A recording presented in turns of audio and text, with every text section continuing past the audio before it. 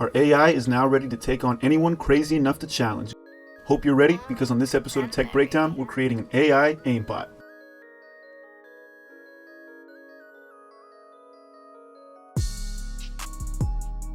Before we get started today, we're going to need to know a few things. I'll leave timestamps on screen as well as in the description in case you want to get straight to setup, although Foundations is highly recommended to ensure the project can be understood at a fundamental level.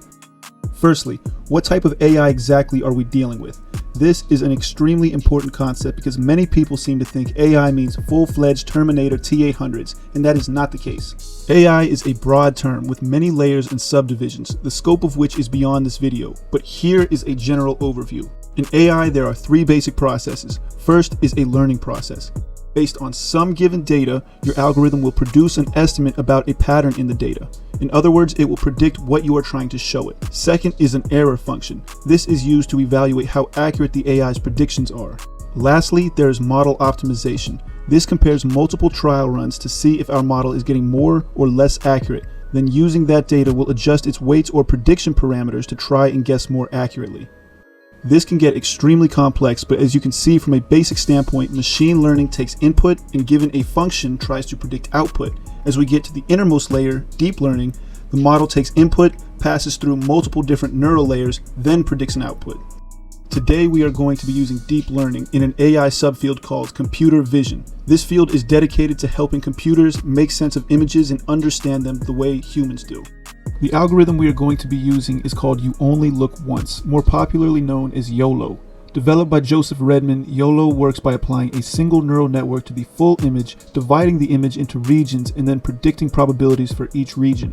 This can get extremely complex, so for more research, I'll leave a link to Joseph Redman's website as well as his YouTube channel, which is filled with in-depth computer vision lectures. It's worth noting, although Joseph Redman was the creator of YOLO, he abandoned working on the project after concerns over military applications and abuse potentials. The last version he was part of was YOLOv5. This, however, didn't stop progress, and in April of 2020, YOLOv4 came out. Lastly, only about a month later, Ultralytics released YOLOv5, which despite its massive popularity, to this day does not have a formal research paper, creating controversy on if it really deserves to be called YOLOv5. With that being said, 5 is what we will be using today. It has great performance, speed, and is extremely friendly to beginners as well. So let's get into it.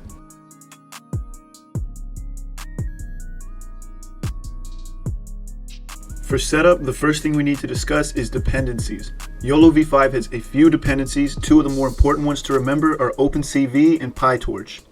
OpenCV, as defined by themselves, is a library of programming functions mainly aimed at real-time computer vision. If you are in this field for any amount of time, the name will come up and is worth researching further. Secondly is pytorch, an open source machine learning framework. If you are interested in AI, pytorch is a framework worth learning about. It is used by industry leaders such as OpenAI, AI, Tesla, and more. Lastly, when training neural networks, it's important to know that it takes a massive amount of processing in order to train and teach our computer anything. By default, this can be very time consuming. In order to increase efficiency and speed, we can leverage our GPU to speed up the process significantly. In order to do this with YOLO, however, we will need an NVIDIA GPU. I realize that most people will not have this, so the following method I'm showing will work for everyone. Then at the end, I will show how to install what is needed for those with NVIDIA GPUs. So to get started, we navigate to the YOLOv5 GitHub repo. You can search for this or find the link in the description as well as all the following commands. If you have Git installed, we can clone this repo by scrolling down and copying these commands. If you don't have Git installed, however, you can simply click the green code link in the top right and download the repo. It is the exact same thing.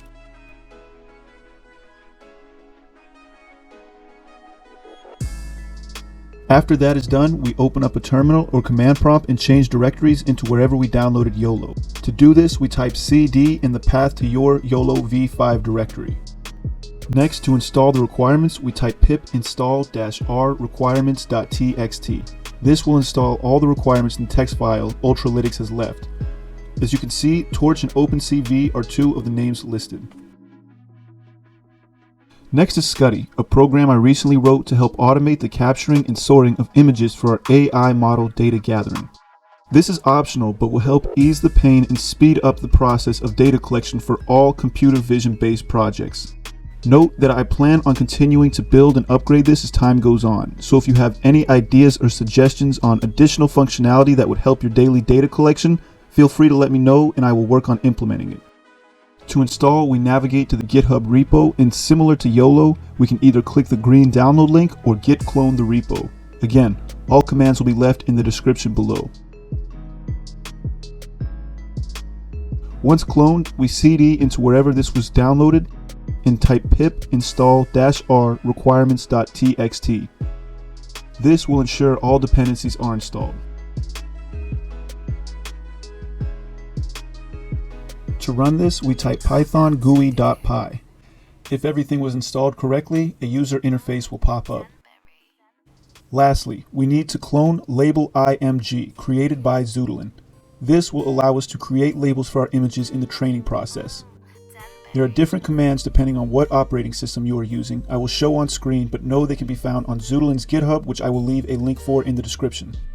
As you can see, for Windows, we need Python, PyQt, and lxml. If you installed Scutti, you will have PyQt, and all we have to do is install lxml. To do this, we go to our terminal and type pip install lxml. Once that is done, we git clone the repo by typing git clone in the link to the repo. Next, we will need to cd into labelImg. Lastly, since we are using the newest version of PyQt, we will copy the following code and paste into our terminal. To run this program, we type python labelImg.py. If everything is successful, a user interface will pop up. With that being said, if you don't have an NVIDIA GPU or don't want to enable GPU acceleration, that's it for setup and you can skip to the runtime segment. To set up GPU acceleration, we need two more dependencies, NVIDIA Developer Toolkit and Anaconda. The NVIDIA Developer Toolkit will enable us to activate our GPU's CUDA cores, which in a nutshell is essentially a processing core. While a CPU may have 6 or 8 cores, a GPU may have hundreds of CUDA cores. So select your operating system and be sure to install the newest version because version 10 of NVIDIA Developer Toolkit isn't compatible for GPU acceleration with YOLO. Next, we need to install Anaconda. This is a distribution of Python that helps with package management. Once this is installed, we navigate to PyTorch's website and copy the command to install PyTorch for Anaconda. Once that is done, we go to our Anaconda terminal and paste this command.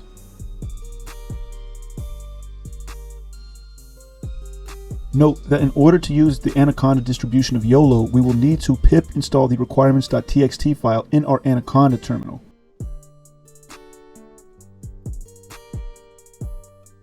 Once that's all finished, to verify that everything was set up successfully, we go to our code editor. I'm using VS Code.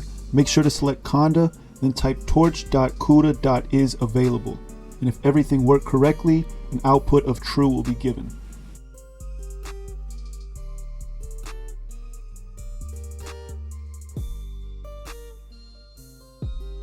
Now that everything is installed, let's get right into it.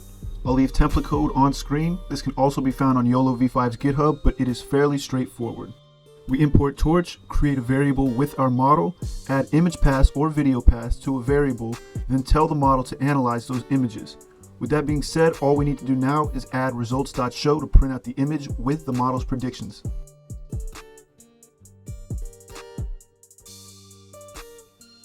As you can see, for a few lines of code, this is not only extremely accurate, but also easy to use.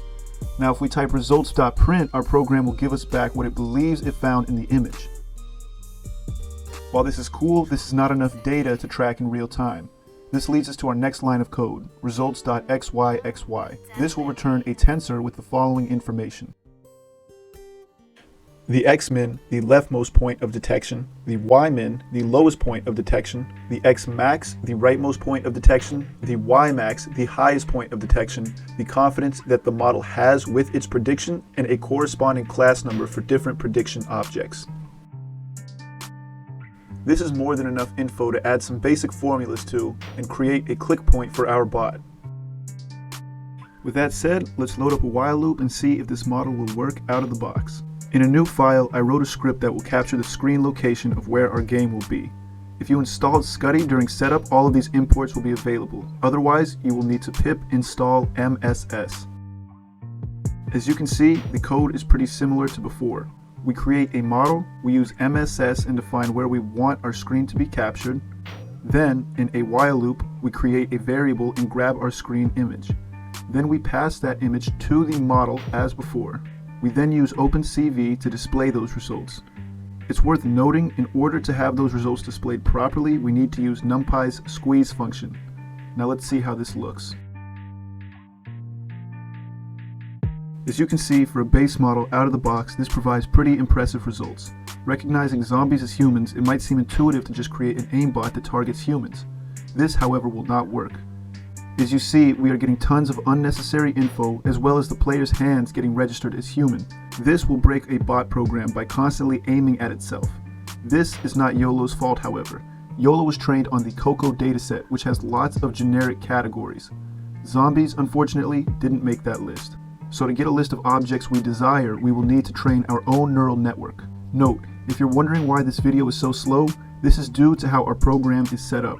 Everything being inside one loop is causing us to get a delayed result, averaging only about 6 frames per second.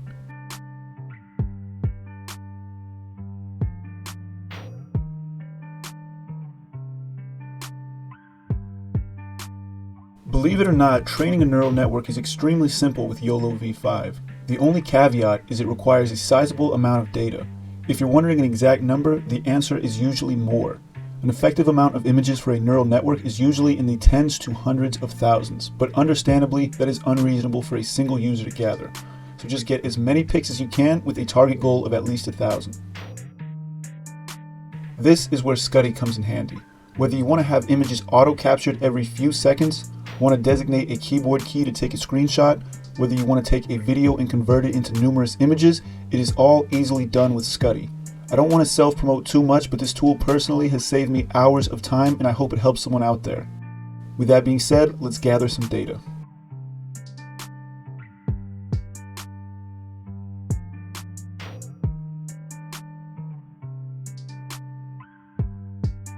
So after collecting a decent amount of images, I have distilled my categories to 4. First, basic zombies. Second, crawler zombies. Third, demon dogs. Fourth, broken barriers. We will now take this data, label it, and be able to start training. To label our data, we cd into our labelImg folder and type python labelImg.py. This will bring up the labelImg program. Now that that's open, we have 3 things we need to do. First, open the directory where your images are. Second, choose a saved directory. I recommend using the same folder that your images are in. This will make things easier later on. Third, make sure to change the label format to YOLO. That is absolutely critical. Once that is done, we are good to get started. To label an object, we press W on our keyboard. This will prompt a 2-dimensional axis to be centered on our mouse. Simply click and hold around the object to be labeled, and then when done, release the mouse. A box will pop up prompting you for the label name. There will be auto-generated ones, but what we are interested in is our own, so simply type the name of your object and hit enter or click OK. Once done labeling all objects you want to train for inside a photo, either click the Save button on the left or press Ctrl and S to save. To move to the next photo, click the next image or hit D on the keyboard. Note, this is an extremely tedious task, so knowing the key commands is important for saving time. As you go through the images, add labels as needed to different objects, and don't be afraid to add labels inside of labels.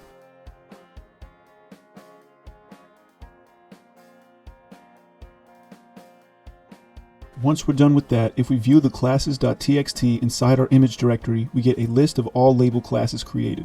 We could have deleted these auto-generated classes before we started, but that's okay. Because we did not label anything with these, there will be no return results during training. Now, we must create a YAML file. In case you don't know, YAML is a data serialization language.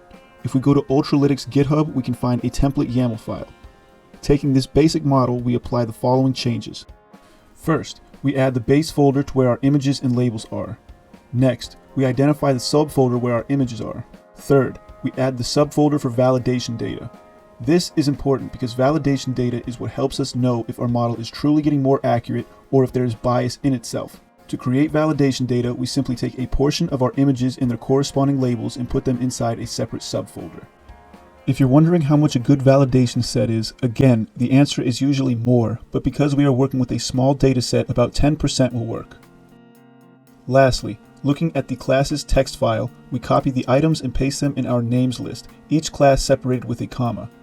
Also, be sure to add the number of classes or elements in that list where it says NC. Now that all of that is finished, we're ready to start training.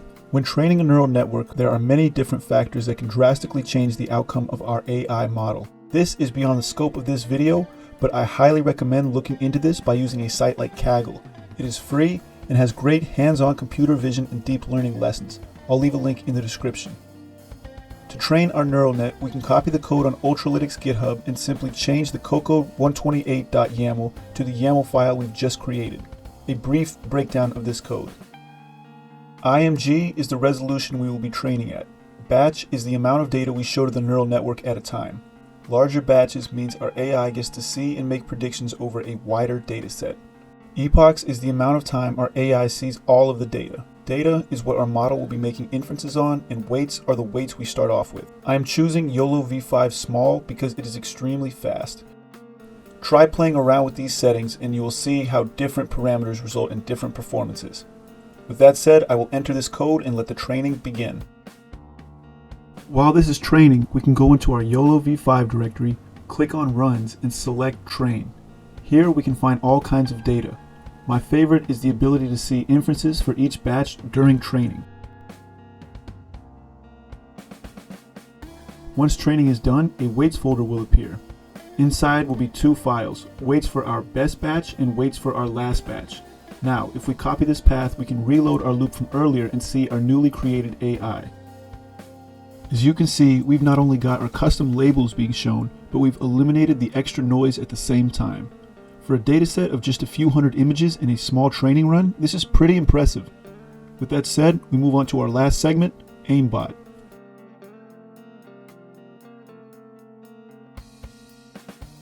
The first step in any aiming process is identifying what we want to aim at.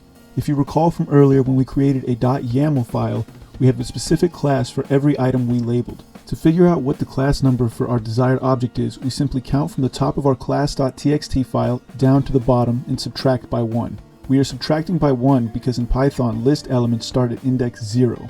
Therefore, we can correlate zombies with the index of 15, barriers with the index of 16, demon dogs with the index of 17, and crawlers with the index of 18. Now that we know this, let's write some code. To start, you may or may not have pyauto GUI installed, so if you get a module not found error, simply type pip install pyauto GUI. Next, we will start by using the same code we've been using throughout the tutorial, but this time we will call results.xyxy.toList. In doing this, we convert our tensor object into a list object that is simple to write parameters for. Now if we run this, whenever a detection is made, results will be given in a list format just like the results above. Now what we need to do is write a method to get the center point of our detections and return the coordinates which will be used as our click points. Note that the following code we're about to write is an extremely fundamental way of writing a bot script and is only scratching the surface of our newfound knowledge and capabilities. Because this video is getting long, I want to make sure everyone can write working code to run in games, but note that I'm creating a full-length botting tutorial which will go in-depth and allow for optimization as well as modularization. So, to get started, inside our while loop, we write an if statement and say if there are any detections, proceed. We then can optionally assign a parameter to specify a confidence threshold and say if the confidence of the detection is above a certain %, continue. This will help deter false positives.